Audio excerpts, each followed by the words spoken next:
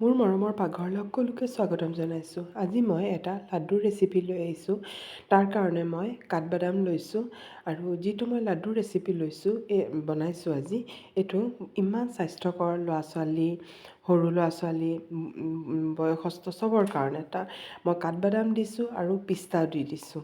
যিখিনি আপোনালোকৰ ঘৰত ড্ৰাই ফ্ৰুটছ থাকে সেইখিনি গোটেইখিনি দিব পাৰে। আৰু মই বাকলি গুচোৱা বাদামো লৈ লৈছোঁ আৰু এইখিনি মই ভাজি পেলাই বাকলি গুচাই থৈ দিছিলোঁ আৰু এইখিনি মই আকৌ ইয়াত অলপ ভাজি লৈছোঁ, কাৰণ কাঠবাদামটো অলপ সময় লাগে, সেইকাৰণে কাঠবাদামটো মই আগতে অলপ দেৰিলৈকে ভাজি ল'লোঁ আৰু গোটেইখিনি ভাজি পেলাই মই এইদৰে নমাই লৈছোঁ। আৰু এতিয়া মই অলপ বগা তিল দিছোঁ, কাৰণ এই গোটেইখিনি আমাৰ স্বাস্থ্যৰ কাৰণে খুব ভাল। আৰু যিহেতু এতিয়া সমাগত এক্সাম আহি আছে, ব'ৰ্ড এক্সাম আহি আছে, ল'ৰা-ছোৱালীক এই ধৰণে বনাই খোৱালে সিহঁতৰ পঢ়িবলৈও খুব মন লাগিব, গাটো শক্তি আহিব, ইমিউন ছিষ্টেম বঢ়াব। সেইকাৰণে এই লাড্ডুটো মই ভাবোঁ খুব ভাল হয়। আৰু এতিয়া এইখিনি মই চেনিত নবনাওঁ, এইখিনি মই গুড়তহে বনাম। মই গুড়খিনি ভালকৈ পগাই লৈছোঁ আৰু এই যে গোটেইখিনি মই ভাজিলোঁ, মই অলপো তেল বা ঘিউ এতিয়ালৈকে ব্যৱহাৰ কৰা নাই। আৰু এতিয়া চাওক, এইখিনি মই ঠাণ্ডা হ'বলৈ থৈছোঁ, গোটেই ড্ৰাই ফ্ৰুটছখিনি মই ঠাণ্ডা হ'বলৈ থৈছোঁ আৰু এইখিনি মই অলপ মিক্সাৰত মাৰি ল'ম। একেবাৰে মই পাউডাৰ নকৰোঁ, অলপ থাকিব।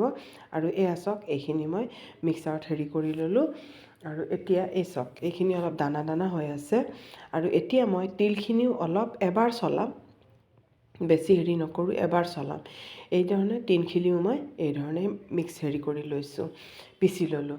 আৰু ইয়াত মই শুকান নাৰিকলখিনিও ভাজি লৈছিলোঁ অলপ, এই শুকান নাৰিকলখিনিও মই ইয়াত মিলাই দিছোঁ। আৰু এইখিনিও আমাৰ স্বাস্থ্যৰ কাৰণে খুব ভাল, শুকান নাৰিকল। আৰু আপোনালোকে ডেচিকেটেড নাৰিকল নল'ব, কাৰণ ডেচিকেটেড নাৰিকল সিহঁতি অইলটো উলিয়াই থয়, সেইকাৰণে সেইটো খাই কোনো লাভ নাই। আৰু ইয়াত মই খেজুৰ দিছোঁ, খেজুৰো দি দিছোঁ। আৰু এইখিনি মই অলপ ভালকৈ মিক্স কৰি ল'ম। আৰু এই ধৰণে চাওকচোন, মই খালি কাজু দিয়া নাই আৰু আখৰোট দিয়া নাই, কাৰণ সেইখিনি আজি মোৰ ঘৰত নাছিলে। আৰু ইয়াত মই গোটা তিল অলপ উলিয়াই থৈছিলোঁ, গোটা তিলখিনিও মই দি দিছোঁ, কাৰণ আধা তিলটো অলপ পিছা আছে, গোটা তিলখিনি দি দিছোঁ। আৰু এইখিনি মই গোটেইখিনি ভালকৈ মিলাই লৈছোঁ। আৰু এতিয়া ইয়াত মই ঘিউ 2 চামুচমান ব্যৱহাৰ কৰিছোঁ। এই ধৰণে চাওক, ঘিউ 2 চামুচ ব্যৱহাৰ কৰিছোঁ, কাৰণ ঘিউ আমাৰ খালে হাড় মজবুত হয়, সেইকাৰণে ঘিউটো মই ইয়াত ব্যৱহাৰ কৰিছোঁ। মই ইয়াত বাহিৰা একো বস্তু ব্যৱহাৰ কৰা নাই। আৰু এইখিনি মই ঘিউখিনি যাতে গোটেইখিনিত ভালকৈ লাগে, সেইকাৰণে মই এইখিনি খুব ভালকৈ মিক্স কৰি লৈছোঁ। আৰু গুড়খিনি মই আধা লেটীয়া গুড় লৈছোঁ। আৰু এই গুড়খিনি অলপ ডাঠ, চাওকচোন অলপ ডাঠ হৈছে, সেই সময়তে মই গুড়খিনি চাকি ল'লোঁ, কাৰণ গুড়ত অলপ বালি চালি থাকে, সেইকাৰণে চাকি ল'লোঁ।